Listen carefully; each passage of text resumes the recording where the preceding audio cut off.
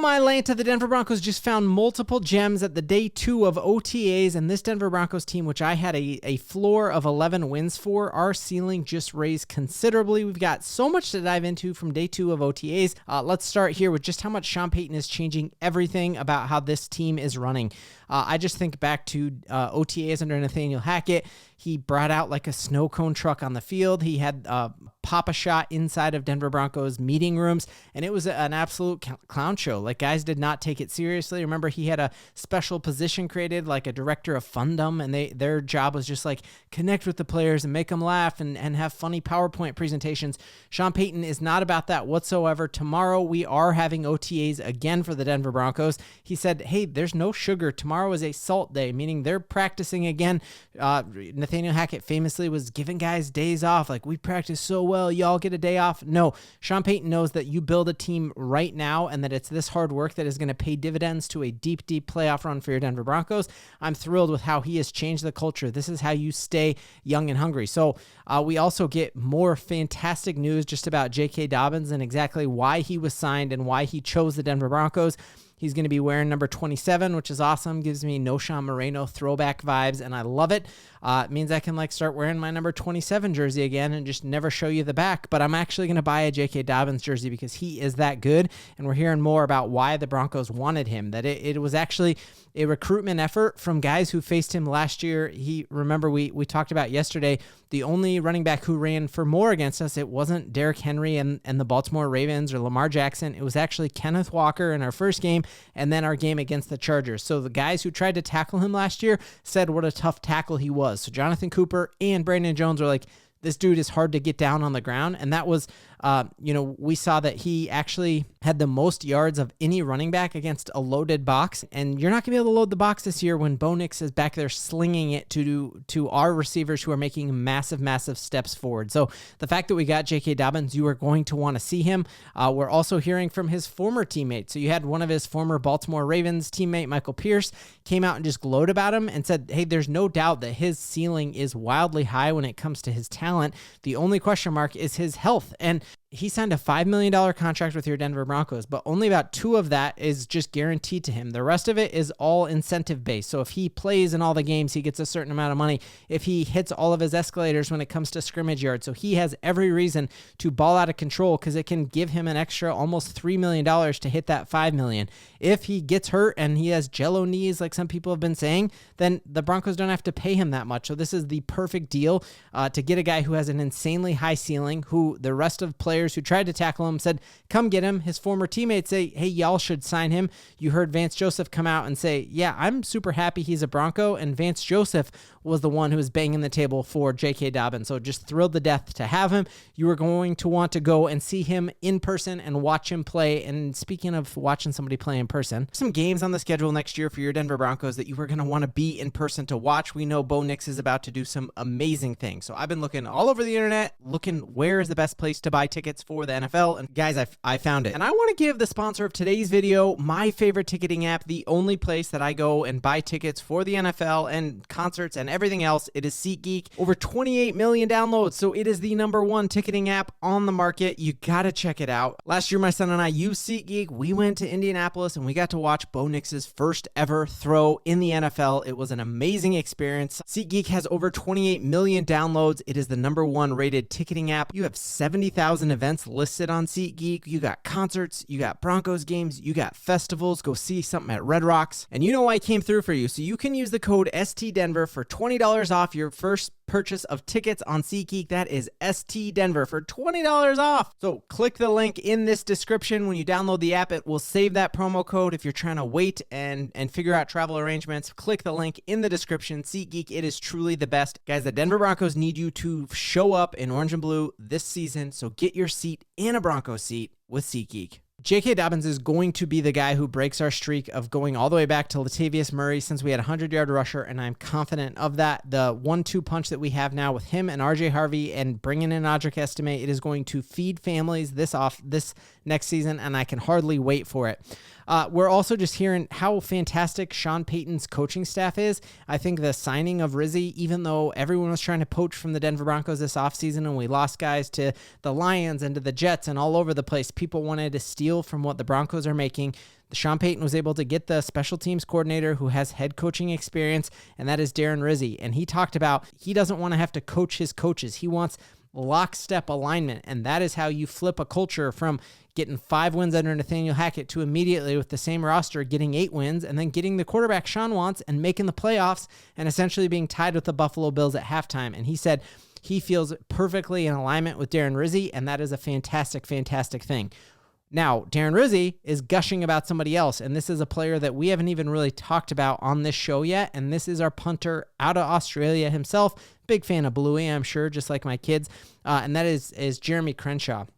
Now, crazy to me that Crenshaw has an absolute cannon of a leg. We knew that, and we looked at his average in college, and we're like, 40-something yards, that's a pretty good average. But his special teams coordinator came out and said, you know what, he actually is as talented as any prospect I have ever had. That is a powerful statement, and one we can't just gloss by that. That is wild. That if we have the best defense in the league, which I think we are fixing to have, we had the 3rd best defense in the league last year, and we just filled every hole that we had. We're getting Singleton back. We got Dre Greenlaw. We have Hufanga. We got Jade Barron. Our defense is going to be wild. And then when you force teams to go 3 and out, if for whatever reason Bo Nix doesn't click and we got a punt, no problem, because we got a guy who is a cannon of a leg. You're just hearing every reporter on scene at Denver Broncos OTAs just say they're losing the ball in the sun constantly because his hang time is absolutely wild. Crenshaw is going to be an absolute gem on this team. And speaking of gems that are popping off at OTAs, we are just seeing so much incredible footage of Pat Bryant. And people, when Sean Payton was asked about him, he was kind of asked in a glowing manner, and he just had that smile on his face that he always has. And we know that smile is when he knows something, when he sees everybody's mock draft and says, oh, the Broncos overdrafted Pat Bryant, he would have been there in the 6th round. And Sean Payton just laughs, just like he did when people said they drafted Mahomes too high, and he kicked himself for it. He knows that is exactly what we have in Pat Bryant. He said, you like what you see? Well, I like what I see. And we are seeing some phenomenal things on him, and just seeing how much this dude loves ball. His 40 time is nothing special, but that little hip drop that you had right there, where you don't know if he is just doing a little out and he's stopping on a dime or if he's still going, and he is going to make cornerbacks bite all season long. And we know Sean Payton is going to get him in mismatches where he is just going to feast. That Sean Payton's smiling because he told us all after the draft that he sees Michael Thomas type traits out of Pat Bryant. And now he's smiling saying, hey, what I saw on film and maybe was a gamble, it is exactly what this dude is. And I think you are going to see one of the best receivers in football next year. The best rookie receiver, without a doubt, to me, I think is going to be Pat Bryant. We're seeing out of Chicago Bears camp, the guy that a lot of people wanted the Broncos to get, Luther Burden.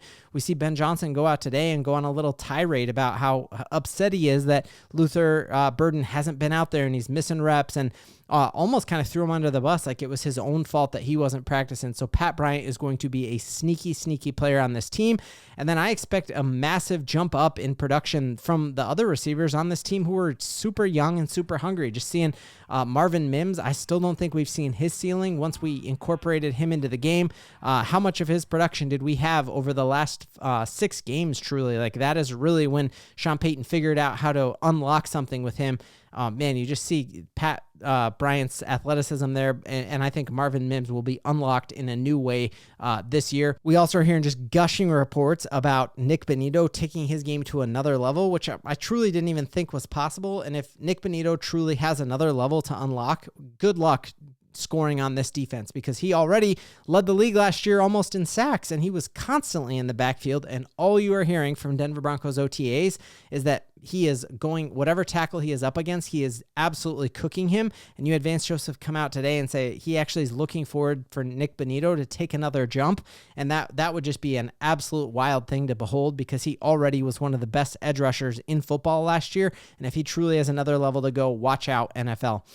Now, another gem that I think that we are starting to see, and we saw Sean Payton with that same smile, like he knows what's going on and no one else does. He's playing lawn darts while everyone else is playing chess, or whatever the saying is, there is Caleb Lohner. Again, another player that you heard about the Patriots wanting and the Indianapolis Colts wanting, and the Broncos drafted him in the 7th round. A guy who barely played college football. He most of the time played college basketball, played a couple snaps for the University of Utah, and you're just seeing Sean Payton starting to see actually in Broncos training camp and OTAs that he is what he saw in the limited film snaps that he saw. And I think you are going to actually see him as a red zone threat, and you're seeing that already in OTAs. Like, his body's huge, and yeah, who cares if he can only run 1 or 2 routes this year in the red zone? It's not like he has to have immaculate footwork. Go out and run 1 route and just clear out that side of the field. And then we got Pat Bryant to run slants on the other side of the field. We got Marvin Mims as a speedster. Sean Payton has set up this offense so he has an answer to whatever the defense presents, and he's done that through a plethora of running backs now that we have 3 different solutions at running back. We've got multiple solutions at the wide receiver position, and now obviously a tight end. And so you add Evan Ingram to this team and Caleb Lohner, and I think Bo Nix is going to have a phenomenal year. I'm not sure what the odds are for Bo Nix winning MVP, but he finished last season at an MVP level, and now we've added just a tremendous amount of talent, and I truly think that the talk about a future Jimmy Graham, it's probably way too early for that. But when has Sean Payton let us down? And I don't think it's going to start now. The ceiling for this team just could not be higher. I cannot recall a time in my life where the long-term and short-term trajectory of this team was higher. I was super hyped, obviously, to get Peyton Manning, but I knew that there was only so much tread left on those tires. We have not had this level of talent from now and now on before, and I think that is something that you need to just buckle in for. I mean, look at we were a 10-win team last year and basically tied with the Buffalo Bills at halftime of a playoff game in one of the toughest places to play. And who did we lose from that team? A washed-up running back who we then replaced with R.J. Harvey and the best running back last year in our division in J.K. Dobbins. We lost our punter and replaced him with a punter that our special teams coordinator, who's a storied special teams coordinator, just said is his best he's ever worked with in his career. We replaced Lil Jordan Humphreys with, obviously, Pat Bryant with a multitude of other options that we have there. We replaced Traymon Smith with Jahdae Barron, and then we replaced Cody Barton with a healthy Alex Singleton and a Dre Greenlaw. It is absolutely wild what we have done. And I think the ceiling could not be higher for your Denver Broncos and Broncos country. We've got just everything in front of us and so much to believe in.